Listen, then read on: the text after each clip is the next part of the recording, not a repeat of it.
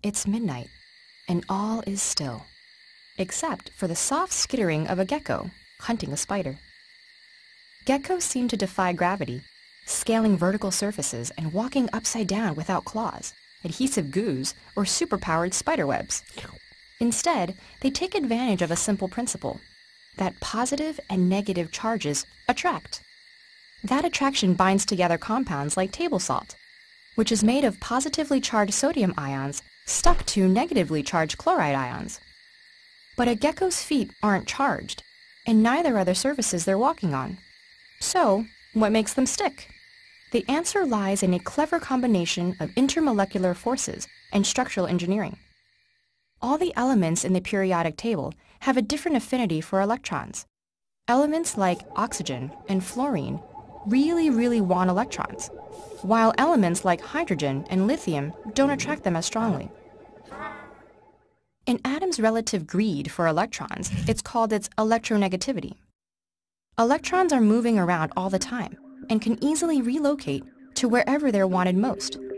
So when there are atoms with different electronegativities in the same molecule, the molecule's cloud of electrons gets pulled towards the more electronegative atom. That creates a thin spot in the electron cloud where positive charge from the atomic nuclei shines through, as well as a negatively charged lump of electrons somewhere else. So the molecule itself isn't charged, but it does have positively and negatively charged patches. These patchy charges can attract neighboring molecules to each other. They'll line up so that the positive spots on one are next to the negative spots on the other. There doesn't even have to be a strongly electronegative atom to create these attractive forces.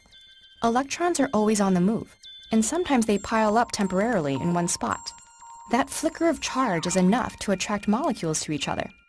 Such interactions between uncharged molecules are called van der Waals forces.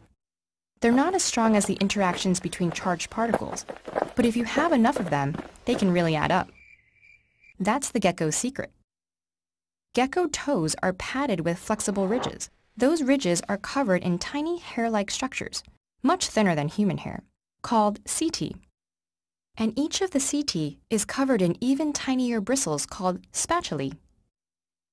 Their tiny spatula-like shape is perfect for what the gecko needs them to do, stick and release on command. When the gecko unfurls its flexible toes onto the ceiling, the spatulae hit at the perfect angle for the van der Waals force to engage.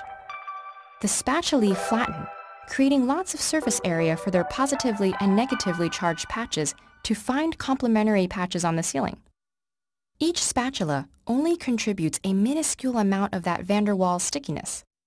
But a gecko has about 2 billion of them, creating enough combined force to support its weight. In fact, the whole gecko could dangle from a single one of its toes. That super stickiness can be broken, though, by changing the angle just a little bit. So, the gecko can peel its foot back off, scurrying towards a meal or away from a predator. This strategy, using a forest of specially shaped bristles to maximize the van der Waals forces between ordinary molecules, has inspired man-made materials designed to imitate the gecko's amazing adhesive ability. Artificial versions aren't as strong as gecko toes quite yet, but they're good enough to allow a full-grown man to climb 25 feet up a glass wall.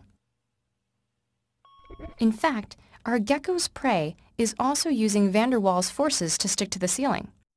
So the gecko peels up its toes and the chase is back on.